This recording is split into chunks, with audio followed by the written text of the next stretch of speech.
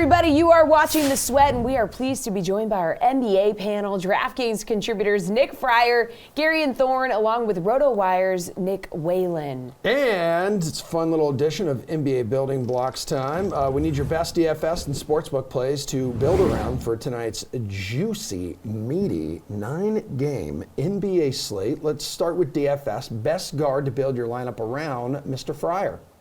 I'm going to start tonight. Amazing background before we That is actually frightening, and that is what nightmares are made of. No, it's not. I just want everybody to know that I'm not going to make it a habit of doing repeat backgrounds. Jesse had not seen this one. I hadn't seen it. Yeah, now I get to see it. Thank you Fair. so much. In all its glory. For scaring but I do want to start this thing off with Charlotte Boston. I have a couple picks for that one tonight. I'm going to start off with LaMelo Ball. For me, this is the third highest total on DraftKings Sportsbook. It's actually tied for third highest total. I know the Celtics are a pace-down opponent, but LaMelo Ball has been cooking right now. We saw him go off for a triple-double against these guys last time. And in that game, he didn't do so much in the scoring department. He only had 15 points that game. We've seen him going much higher than that of late. But still, we know this guy can kind of deal with their defensive strength because obviously the Celtics are a strong defensive team. And when you look at what the over and under, Charlotte has gone over in 3 of its last 4 games. Last game was the one hiccup. So defensively, we know that they're not there too. I think that's going to set the tone more tonight. If you're looking for a value play, though, Cedi Osman going up against the Rockets with no Darius Garland is a guy that I like too. Gary, what do you want to do at guard here, dude? Well, Nick just went on for like a minute and a half and then decided in the last 5 seconds to ruin my whole thing. Yeah, I'm going to start with a value play. I honestly think Cedi Osman is the best guard option on this slate, regardless of price point. He's going to be popular, don't get me wrong, but I think this is one of those occasions where you do just eat the chalk. I mean, the matchup is so enticing. Across their last 15 games, the Rockets not only have the worst defensive rating in basketball, they also run at the highest pace in basketball. And then Osman, it only translated to 27 DraftKings points in their last game against the Pelicans, but here's what he led the team in that night. 38 minutes played, 16 field goal attempts, 12 assists, 16 potential assists.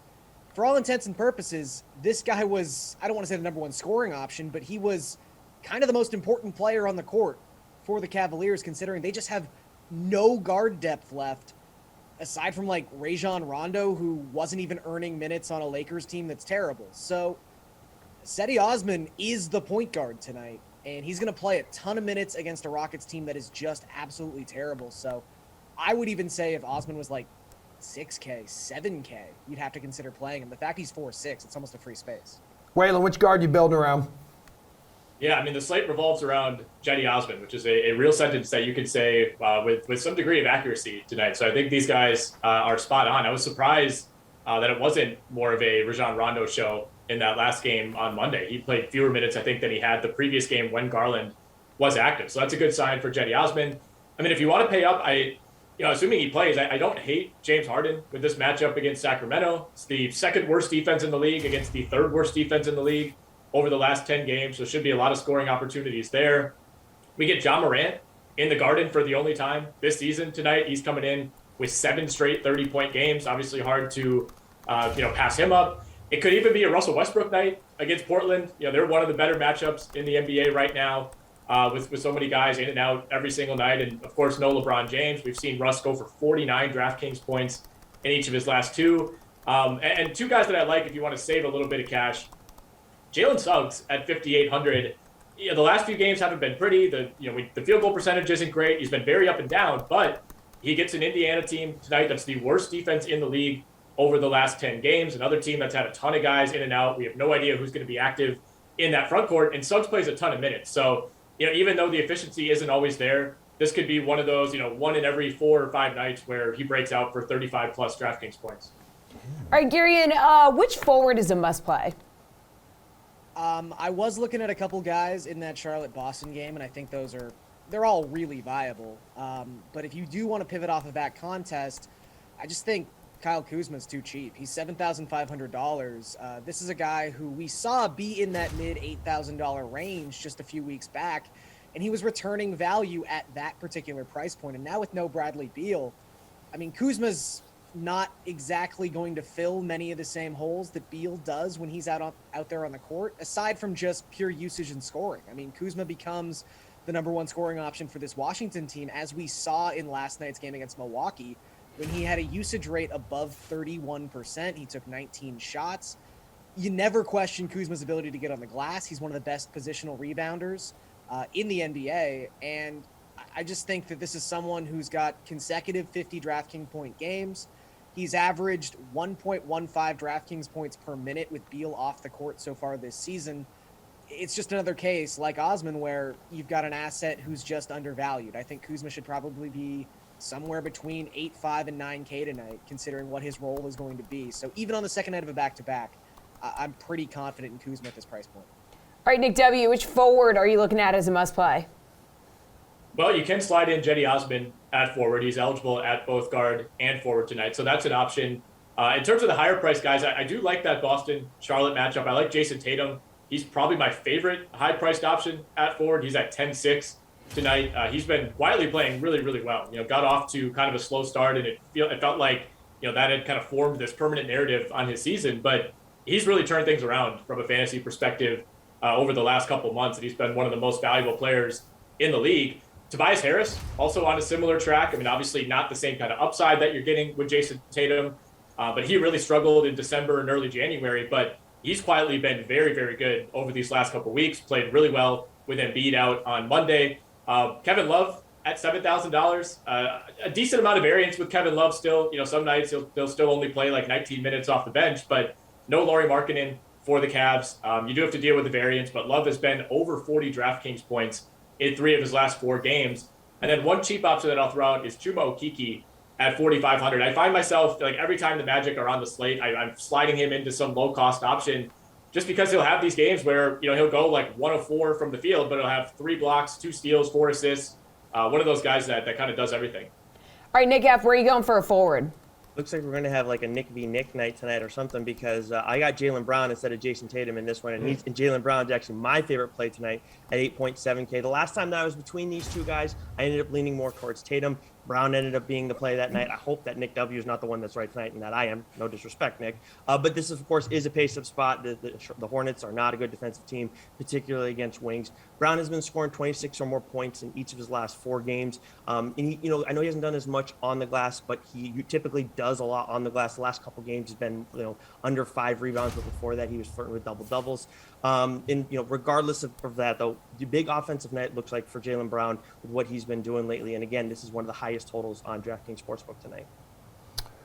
All right, Garion, let's talk big, beefy centers here. What's one that you just need in your lineup? I know in this fantastic article that you have decided to write up for DK Nation, you have some great value plays. You have a value center here, but is there one that you pay up for? There's some expensive dudes on the slate. Yeah, I think the big debate tonight really just comes down to whether you're taking Nikola Jokic or you're taking Joel Embiid. Generally, this season I've sided with Jokic, and there's a case to be made that the Jazz might not have a center tonight or anybody above the height of like 6'7". So there's still a lot to unravel here. But the Wizards are kind of in a similar spot. We saw Thomas Bryant leave last night's game against Milwaukee. Montrezl Harrell is undersized, and for whatever reason, they hate Daniel Gafford. I think they'll actually have to play Daniel Gafford tonight, and I kind of like him at 3,100 as a solid value option, but I just think Embiid's going to eat tonight. I mean, he's $600 cheaper than Jokic. We always talk about Jokic's insane efficiency statistics. Well, Embiid's last 9 games, he's also averaging well over 1.8 DraftKings points per minute. I mean, I just don't know how an undersized Washington team is going to be able to stop this guy. And he's also got fresh legs. I mean, I don't knock Jokic in any capacity. I'm not taking a shot at his physical endurance because, as Nick pointed out on yesterday's show, he's kind of the NBA's Iron Man at this point. But, Embiid got that day off. Jokic is on the second night of a back-to-back. I think you just have to lead Embiid here. Whalen, Embiid has scored at least 50 fantasy points in all but 3 of his past 17 games here.